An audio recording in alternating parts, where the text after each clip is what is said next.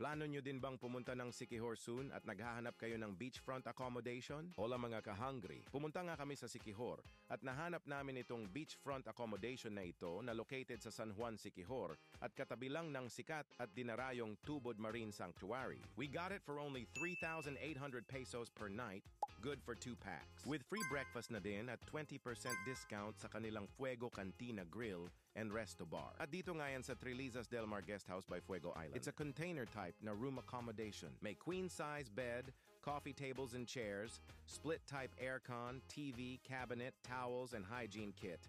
With own bathroom, hot and cold shower at free Wi-Fi na din. At sa umaga, paglabas mo pa nga lang ay very peaceful na ang makikita mo dahil sa ganda ng dagat. Kaya ang sarap din talagang magmuni-muni dito lalo na pagdating ng sunset. Kaya naman if you're going to visit Siquijor soon, I highly suggest to book your stay here at Trilizas Del Mar Guest House by Fuego Island. Till our next adventure mga ka-hungry. Adios!